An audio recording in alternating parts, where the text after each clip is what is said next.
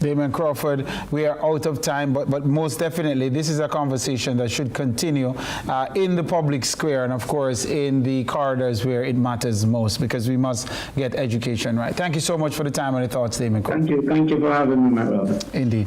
Well, all right, that's where we're going to have to leave it for Lead Story tonight and for this week. Thanks to all of you for watching. Have a great weekend. I'm Tyrone Reed. On behalf of all the members of the production team, good evening, and of course, at the top of the hour, CVM News.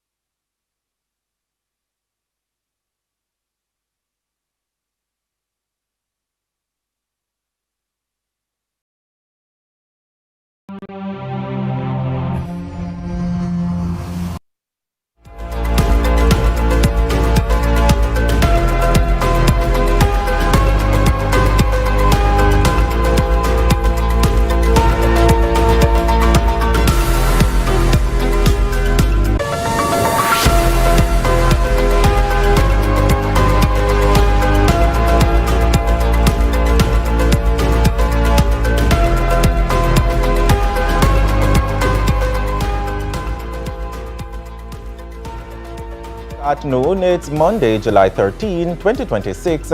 I'm Akeem Oret. Up first, this afternoon, tributes continue to pour in for former People's National Party Member of Parliament Dean Peart, who died on Sunday. He was 77 years old. In a statement, the party lauded Peart as a proud son of Manchester and of the PNP. Peart, who was former mayor of Mandeville, won the Northwest Manchester seat 5 consecutive times, serving his constituents for 22 years. He also served as Minister of State for several portfolios, including local government, environment, and lands and works. The late Peart served as Parliamentary Secretary in the Ministry of Labour, Social Security, and Sports. Now, our news team spoke to relatives of Peart, who say the family is still at loss for words. Today is a very sad day for the Peart family, the extended family, and Jamaica on a whole. We have lost a great man, a political giant. He was a pillar, a mentor, and a strong foundation in our family. He was our main motivator for entering politics, and because he wanted to carry on the legacy of his work and the love he had for the people, he was loved by right across the board, right across the political spectrum. He was loved and appreciated by comrades and laborites on a whole. As we, the family, mourn the passing of Mr. Peart, as my brother said, we all feel it the most, but it hit hard when we lost someone. And the family, the country, everybody in Jamaica would definitely be sad by this news. And I want to tell the family and friends and well supporters that they must stay strong as we go through this difficult time. Member of Parliament for Central Westmoreland, Dwayne Vaz, has resigned as the People's National Party's shadow spokesperson on roads and works. The announcement was made at the weekend by the PNP, which said it stands firmly behind the decisions made by the MP.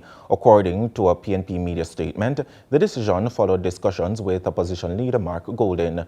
Vaz has decided to focus on his constituency responsibilities and will no longer serve as shadow spokesperson on roads and works. The PNP said it respects his decision and thanked him for his service in the role.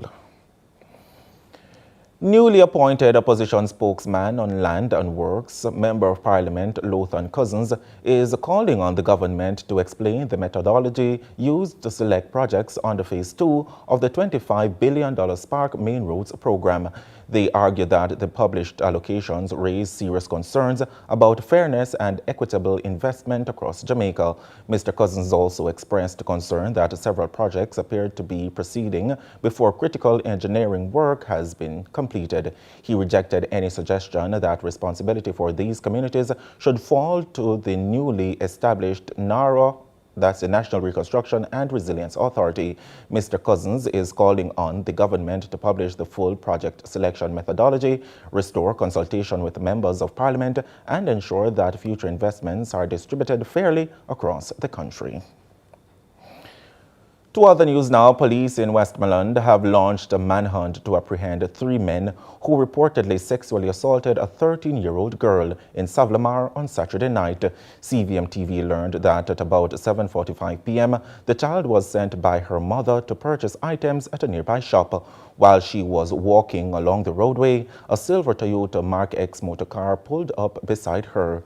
2 masked men exited the vehicle and dragged her inside while the driver proceeded to another section of the community. When the crime was committed, they dropped her off along the side of the road. A report was then later made to the police and the victim was taken to the hospital where she received medical attention. The police have now staged a number of roadblocks and spot checks in and around the township of Savannah Lamar in an attempt to apprehend the men. A woman has succumbed to her injuries following a motor vehicle accident along the Deans Valley Main Road in Whitehorn, Westmoreland on Sunday. She has been identified as 23-year-old Shamona Bailey, otherwise called Sham, of Kincaron District in Darliston. Reports are that about 4:35 p.m., Burley was traveling as a pillion on a motorcycle ridden by 24-year-old Ravaldo Mars, otherwise called Valdo, from the directions of Darliston to Savlamar. On reaching a section of Deans Valley Main Road and Thompson Lane intersection, Mars failed to notice a vehicle traveling ahead of them switched on their indicator to make a turn. Mars continued along the roadway and crashed into the right side of the vehicle. Both Mars and Burley were thrown from the motorcycle. Mars was killed on the spot and Burley sustained serious head and body injuries. Burley was rushed to the Savannah Lamar Hospital where she was treated and admitted in intensive care, but succumbed to her injuries on Saturday. A man was shot and killed during a police operation in Ballards Valley, St. Elizabeth, early Saturday morning. At approximately 3 a.m., police were responding to a break-in at a mini-mart near Junction when they were confronted by 4 armed men. A shootout reportedly ensued, resulting in one of the gunmen being shot. The man was rushed to the Black River Hospital where he was pronounced dead. A manhunt is now underway for the 3 other alleged suspects. Meanwhile, in separate operations, police also seized 2 additional guns in Oxford and Burnt Savannah. Police also arrested 2 suspects in multiple break-ins and robberies committed across the parish. The seizures and arrests are part of Operation Rest, an ongoing initiative which targets criminal activity. More than 200 public passenger vehicles have been seized by the Transport Authority since the implementation of a new fare structure as officials move to clamp down on widespread reports of overcharging and illegal operations. The 16% fare increase introduced in 2 phases in June and July sparked concerns among commuters, many of whom feared they would be exploited by non-compliant operators. Authorities say those fares proved valid, particularly in sections of the Kingston Metropolitan Transport Region, where Hackney carriage operators were found operating as road taxis in a breach of their licenses. Several operators have since been prosecuted, and the Transport Authority warns it will maintain a zero-tolerance approach, imposing fines, suspending licenses, and possibly revoking licenses for repeat offenders, while urging passengers to report any instances of overcharging. And with that, we take a break. Our live interview after this.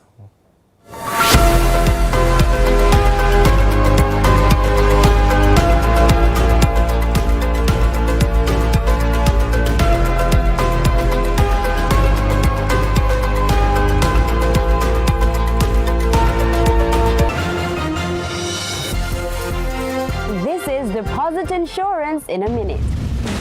JDIC insures deposits up to $1.2 million per depositor, per ownership category, per institution. This includes individual and joint accounts. If you have an individual account, it is insured separately from a joint account that you share with someone else. So my personal account can get up to $1.2 million, and the joint account where me and my mother have can get up to $1.2 million too? That is it. JDIC ensures that if you have an account in your name alone and another account with somebody else, your money is protected, giving you financial security and peace of mind. Nice to know. Jamaica Deposit Insurance Corporation. Protecting your deposits, securing your future. JDIC, protecting deposits for you and me.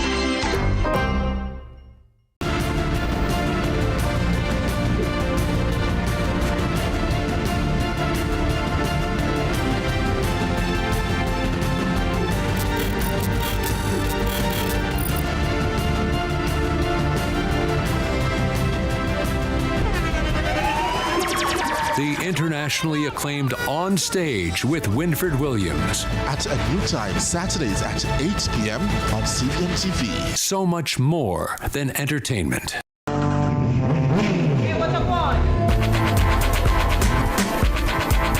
Hi, I am Candy Pang.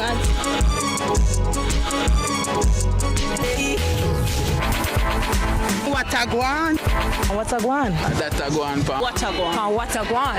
Watagwan. Mondays, Wednesdays, and Fridays at 8 a.m., 1:30 p.m., and 10 p.m. on CVM TV. The greatest show on earth is here, and Fan Central goes into extra time for 39 days right throughout FIFA's Showpiece tournament, with a Pepsi in hand, of course. Catch the playbook with a tactical breakdown from our expert coaches. Come sit in our fan corner, where you have your say on the day's action. Fame or shame, who were the best or worst players of the day, and have a laugh as we share some of the best reactions on social media. After the final whistle, it's extra time. Fan Central Extra Time. 8 p.m. daily with 10 p.m. shows on select days where there are 8 p.m. match kickoffs. Fan Central Extra Time is brought to you by the Pepsi Football Nation, where fans make the rules. Football, better with Pepsi. We also want to thank Digicel. Turn up your winnings this summer with Digicel. Every dream conquered is another dream game. I land and I fly again like a jet plane. Headed straight in your direction, 'cause I'm wiser, one step closer. I'm winning 'cause I work so hard, and the music keeps on playing, and the people that I say we are march up the dance. Oh, what a feeling! Don't stop dreaming. Keep on believing in the power of the feeling. Whatever you want, take a chance. Song in your heart, step in your dance. You got the spark, don't be the dark. Shine your lights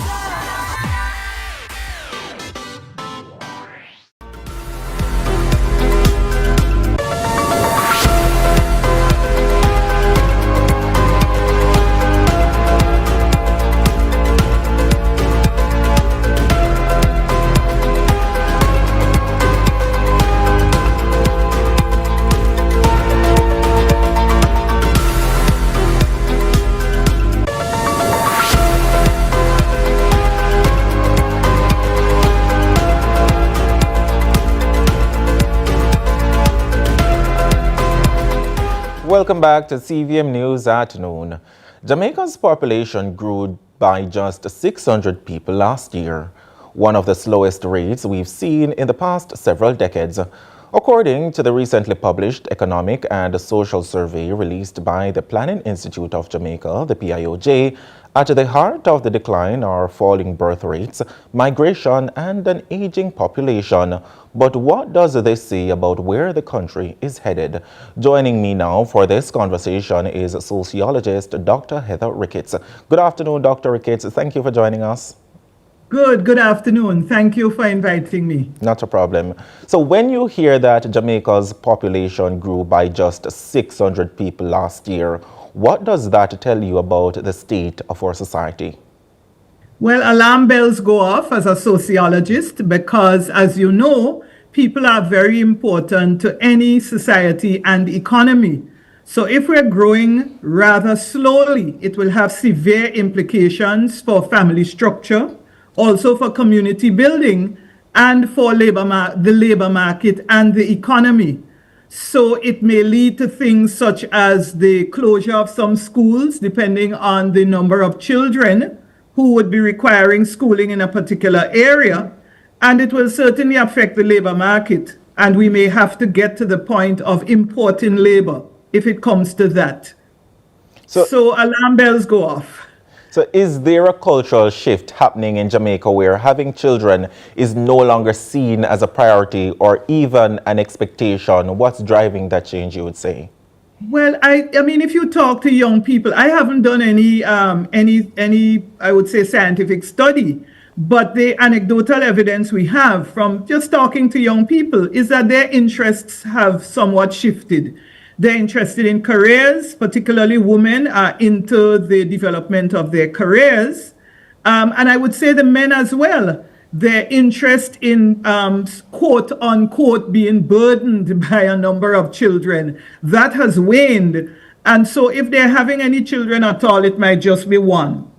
Or they're going off to, investing in animals, for example. Dogs have become a big part of, family structures these days. We might laugh, but interestingly, that is so now. So yes, their interests have changed. They are interested more in the promotion and the advancement of self around careers, and also things like their mental health. They are trying to preserve and also ensure that there is work-life balance. So those are going on in the minds of younger people today.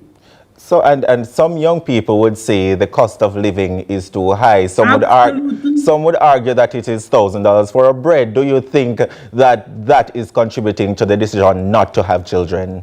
I don't know if it's so much the cost of living in the way in which you have described it as, putting food on the table, but certainly the cost of education can be quite significant as children get into the more terminal grades of whether it be the primary school or the secondary school, and certainly university for those who will go on to university.